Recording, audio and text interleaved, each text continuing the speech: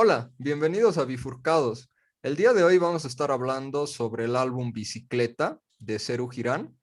Este álbum es de 1980 y es el tercer álbum de Serú Girán. Este es un grupo argentino compuesto por realmente músicos muy talentosos. Está Charly García, David Lebón, Pedro Aznar y Oscar Moro. Y bueno, digamos que este disco fue probablemente el punto más alto de la carrera de Serú Girán. Eh, También algo importante, yo creo, de mencionar es que la temporalidad, ¿no? El cuándo fue grabado este disco, porque este disco fue grabado durante la dictadura militar en Argentina de Videla y presenta varias canciones, digamos, con esa visión de crítica a lo que estaba pasando en ese momento, pero de una manera camuflada, por decir, ¿no? No tan directa como por ejemplo, en Sui Generis, que era el anterior grupo de Charly García, ¿no? Em, Son 8 canciones. Para la época, digamos, yo creo que esto era algo normal. Quizás ahora se lo puede ver como un disco algo corto, pero tiene canciones que yo creo que son las más conocidas del grupo, ¿no? Como son Canción de Alicia en el País, Desarme y Sangra, Los Jóvenes de Ayer, Encuentro con el Diablo. Y me gustaría también terminar esta primera parte mencionando que Serú Girán, con su primer disco, perdón, no tuvo realmente una buena recepción porque el grupo se fue a Brasil a componer, a grabar y se desconectó un poco, digamos, de la realidad política y social de la Argentina, ¿no? Entonces, la gente esperaba otro tipo de mensaje en ese primer disco y obviamente no fue lo que ellos hicieron, ¿no? Sino que ese primer disco realmente es más simplemente un despliegue del talento de los cuatro. Y luego ya en el segundo disco tratan de revertir un poco esta situación y de eh, mostrar un poco más esa faceta, digamos, de crítica social, política, de compromiso, ¿no? Y eso es algo que, digamos, en este tercer disco ya se ve cimentado. Bueno, yo quisiera hacer hincapié primero en lo que dijiste, que tres tremendos músicos, eso, cuatro tremendos músicos, eso me llamó muchísimo la atención de este disco y del grupo en general, porque yo no tenía idea del grupo, para serte sincero, Sebastián, era que me pareció armónico, en serio, me gustó muchísimo, porque yo normalmente tenía una idea del rock argentino, ya de la voz, de normalmente que había una persona, ¿no? Que comandaba el grupo y todo eso. En este grupo en específico y en este álbum, me gustó la instrumentalidad, me encantó los instrumentos y cómo estaban, en serio, no sé si sabes de los otros, además de Charly García, de los otros músicos, pero me gustaría saber como que, qué, qué hicieron además de este grupo o qué pasó, porque me encantó esto. Y no sé, preguntarte a ti, como que hablábamos fuera del podcast, de cómo llegaste al grupo y cómo, porque siento que, a ver, es de la época de la dictadura de Videla, no es algo como que, no, siento que no es, sí es actual, pero siento que ya es algo muy antiguo, ¿no? No sé, como que siento que no es algo que se sigue escuchando hoy en día. A ver, ¿cómo yo conozco este grupo? Para empezar, me gustaría referirme a eso.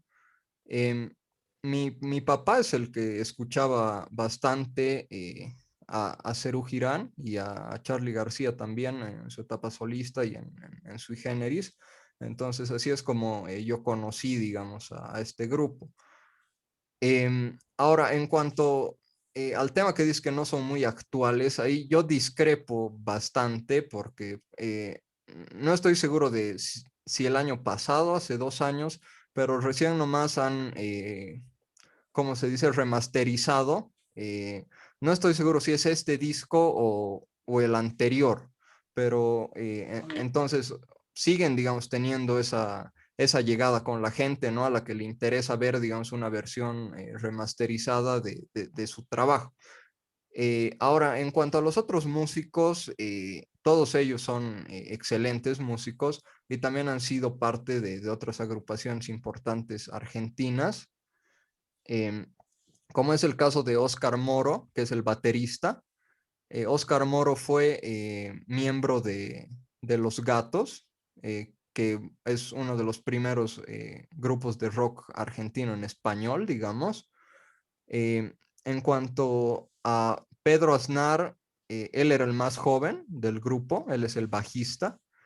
Y bueno, David Lebón también participó en varios grupos. Por ejemplo, participó en Pescado Rabioso, que era Ah, uno de los grupos de Spinetta.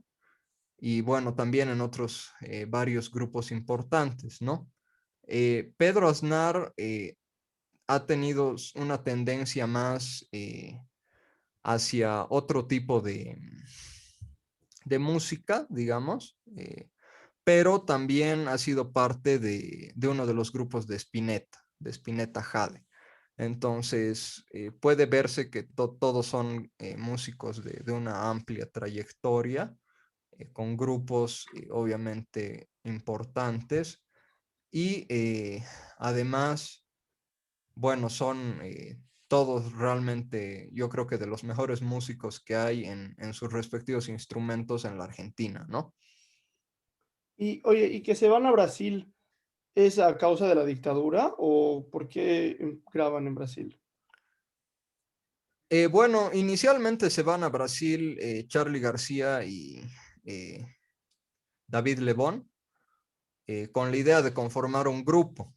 Eh, y bueno, están bastantes meses, creo, ahí sin todavía que se concrete el tema y luego ya se les unen los otros dos y bueno, empiezan a tocar y ya ahí se arma, digamos, la banda, ¿no?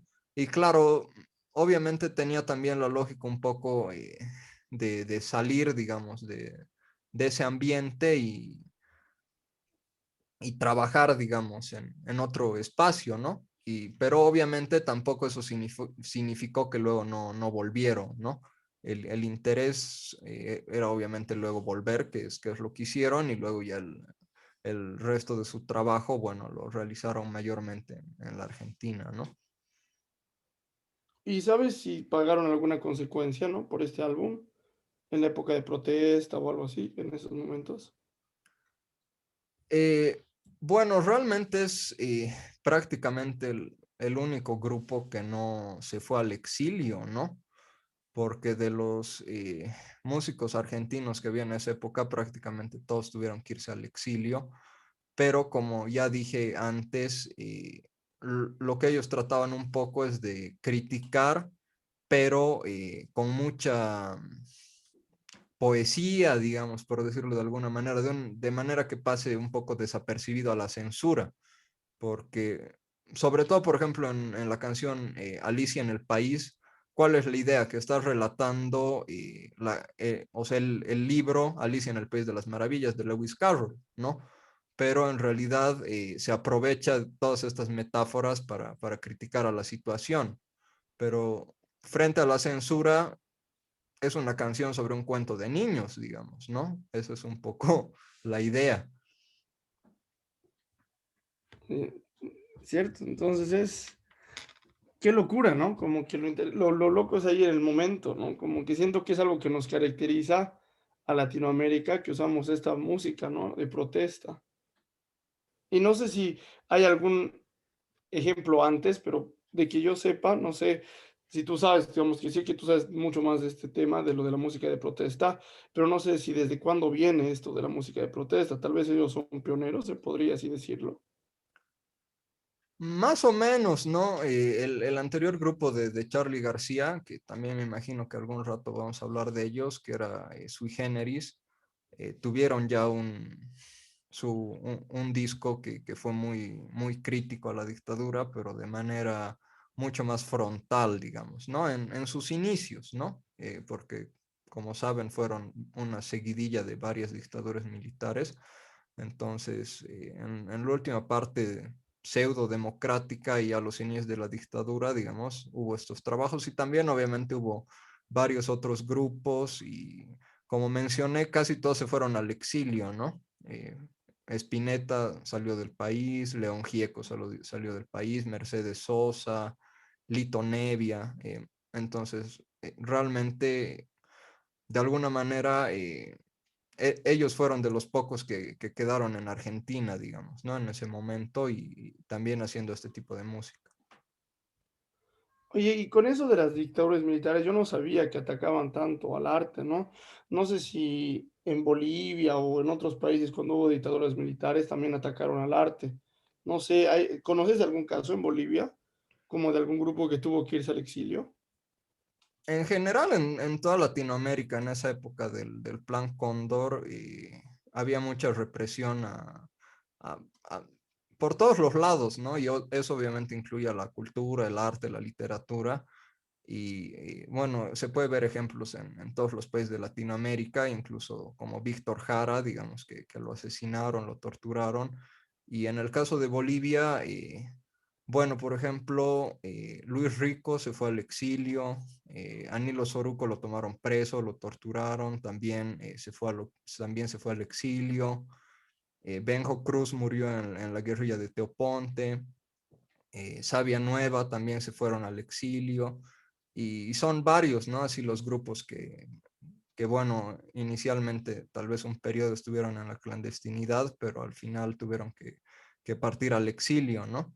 Por diferentes razones, en la mayoría de los casos también vinculadas con su música, ¿no? Incluso el Papirri también salió al exilio, aunque claro, en su caso también tenía un poco de vínculo con su padre, digamos que era un político de la época, pero también un poco con el tipo de música que hacían en ese momento, ¿no? Oye, qué complicado, ¿no? ¿Y crees que, no sé, ahorita me imagino, ¿no? Los músicos de hoy en día, ¿no? Como que no tienen nada de eso en mente, ¿no? Como que no es un problema que a nadie se le va pasar por la cabeza, no se me puedo, un ejemplo actual, no sé si es algo todo eso de cuando Bonnie Lobby apoyó a Yanine Áñez, ¿no? Sí, pero no sé, es una estupidez, pero yo siento que tal vez eso antes, más que, porque ahorita todos los ejemplos que has dado, ¿no? Tremendos músicos y no sé, en vez de ahuyentar, tal vez les daba más energía, ¿no? Les daba más motivo a los músicos para seguir creando y crear mejores piezas, ¿no? Más con más mensaje, cosas que hoy en día faltan, porque antes sí tenía un mensaje. Claro, bueno, también ahora es muy comercial, ¿no? La música y como tú dices, grupos así con mensaje. La verdad es que o son, digamos, los músicos de esta época que hasta ahora siguen tocando o realmente nuevos, yo creo que hay muy pocos. Se me ocurre tal vez un poco Residente, digamos, tiene un par de canciones en esa onda. Y aquí en Bolivia tal vez David Portillo, digamos, del que justamente hablamos la anterior semana, pero como tú dices, realmente esto ha bajado mucho y claro, obviamente tiene mucho que ver con el contexto, pero yo creo que también tiene mucho que ver con el tema del mercado, de cómo y de cómo se maneja la música hoy en día, ¿no? No sé tú qué te parece este tema. Sí, no sé, me parece que tiene que ver con el mercado, pero también, no sé si de las crisis, tal vez esto de que dice Residente, ahorita lo asemejo con este problema, ¿no? Que hubo en Puerto Rico, si mal no me equivoco, que hasta muchos artistas dijeron, no, qué bien Residente, porque hay muchos artistas de Puerto Rico, creo, Bad Bunny y varios artistas, que como que ninguno hizo nada, ¿no? Tal vez por no dañar su imagen, por no ser partidarios de nadie, ¿no? Que tal vez es algo que tratan de evitar más bien hoy en día, como que ser de un lado, o ser de un equipo, ser del otro. Y al final, todas estas crisis, todos estos problemas, siento que lo que daña es el arte, ¿no? Ahorita me viene un poco a la mente todo esto que está pasando con la guerra, ¿no? De Rusia y Ucrania. Y siento que lo primero que mucha gente hizo tal vez no fue a propósito, pero sacaron, por ejemplo, a la selección de Rusia del Mundial. Y me imagino que no eso solo no debió ser en el ámbito del fútbol. Me imagino Claro. que también pusieron muchas trabas para artistas rusos en el extranjero. Y siento que tal vez tratando dar represalias, ¿no? Para que pare esto de la guerra, también afectaron a muchas personas y siento que ahí hay algo que el arte también siempre se ve afectado de alguna manera, ¿no? En todas las crisis. Claro, obviamente el tema de Rusia es muy complejo, digamos. Yo creo que supera un poco las posibilidades de hablarlo ahora, pero sí estoy de acuerdo en lo que tú dices, ¿no? Que siempre que hay alguna crisis, el arte se ve muy afectado por diferentes razones, ¿no? Y yo creo que una razón importante también es que el arte muchas veces es incómoda, digamos, a los gobernantes, sobre todo este tipo de música, ¿no? Así que con un mensaje comprometida de crítica, porque obviamente no a los gobernantes no les gusta, digamos, que se los critique desde ningún ámbito, ¿no? Y obviamente desde el arte, que mucha gente, digamos, también puede escuchar y tiene otro tipo de repercusión, yo creo que también eso es algo por lo que siempre cuando hay problemas de este tipo, muchas veces lo primero que se ve afectado es el arte, ¿no? Sí, tal vez para como concluir mi parte, lo que quiero decir, tal vez en Bolivia tal vez se vio un poco eso cuando hubo todo el problema del 2019 y lo primero que tal vez se hace, no es dar a segundo plano, es como cerrar el Ministerio de Cultura, aunque no sé si eso también podemos entrar en un debate, hasta qué punto el Ministerio de Cultura apoya a los artistas, eso también puede ser un debate, pero lo primero, ¿no? Como que se lo pone a segundo plano siempre al arte. Y ahí tenemos un ejemplo súper reciente, ¿no? No tenemos que pensar en una dictadura del 70 y algo, lo podemos pensar en algo que ha pasado hace 2 años. Sí, por ejemplo, también yo pienso en toda la crisis, digamos, económica que hubo recientemente, digamos, en Europa, en España, en todos estos países, en Grecia. Justamente lo primero a lo que se le recortan el presupuesto es al arte y bueno, también obviamente tal vez al deporte, a la salud, a la educación, pero es siempre un punto que se lo tiene muy menospreciado, yo creo, ¿no? Y eso me parece a mí muy lamentable porque en realidad no sé, me parece que no se valora lo suficiente, como hemos hablado incluso de artistas bolivianos que como tú dices, no, a estas alturas, digamos, realmente la gente no conoce todo lo que estas personas han trabajado y también han sufrido, digamos, a causa de dar el mensaje que ellos daban, ¿no? Em, A ver, bueno, una última cosita, no claro sé, que que sí. justo me ha hecho acordar que tal vez, no sé, no me quiero salir mucho del tema, pero siento que el arte, al menos en estas crisis, en estos problemas, nos da una visión un poco menos subjetiva, ¿no? Porque siento que normalmente nos tratan de dar una visión más partidaria y cuando el arte cubre una crisis, cubre un problema, lo hace de una manera más general, ¿no? Como una manera como para cómo lo ve la gente, no cómo lo ven los políticos, sino cómo lo ve la gente. Y te doy un ejemplo de una chica que va a hacer está haciendo ahorita su tesis, muy parecida a la tuya, ¿no? Muy parecida a lo que tú hiciste de la música de protesta. Ella lo estaba haciendo sobre el arte en la Unión Soviética y cómo Stalin y cómo usaban el arte, cómo prohibían un poco de arte y utilizaban otro arte, ¿no? Como a favor a favor del estalinismo y cómo aún así la gente se daba modos, ¿no? Para dibujar, para mostrar y darse, ¿no? Para demostrar una época, ¿no?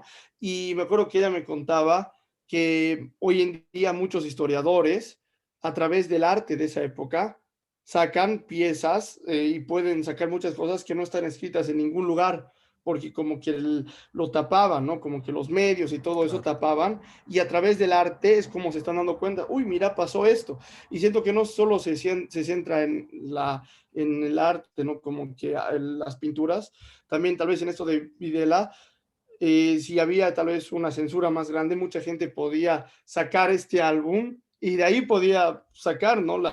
Qué es lo que estaba pasando en la Argentina en realidad en esa época. Claro, como tú dices, justamente han tenido esa función, ¿no? Este tipo de canciones. Y bueno, obviamente también ha habido muralistas, pintores, escritores, poetas, etcétera.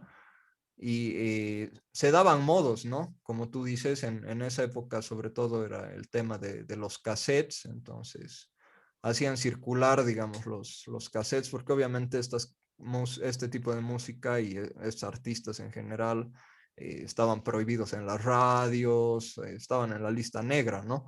Entonces, la gente siempre se da modos, yo creo que eso es algo que hay que rescatar. Y bueno, para ir concluyendo, creo que nos hemos extendido bastante, pero bueno, también entenderán que es un tema que es interesante, apasionante, y bueno, recomendarles que escuchen este álbum, que escuchen la música de Serú Girán. Y bueno, también hemos hablado de algunos otros artistas, ¿no? Latinoamericanos, bolivianos, que yo creo que además de que en general tienen un alto nivel artístico, a nivel musical, también tienen un alto nivel artístico a nivel poético, ¿no? Y del mensaje que dicen. Y yo creo que eso es importante de conocer y de rescatar, ¿no? Bueno, yo creo que con eso ya iríamos concluyendo. Como siempre, bueno, estamos en Instagram, en Facebook, en Spotify, en YouTube. Nos pueden dejar en los comentarios qué les ha parecido el tema, si tienen alguna sugerencia también para un siguiente episodio. Y bueno, eso sería todo. Muchas gracias. Dale, gracias.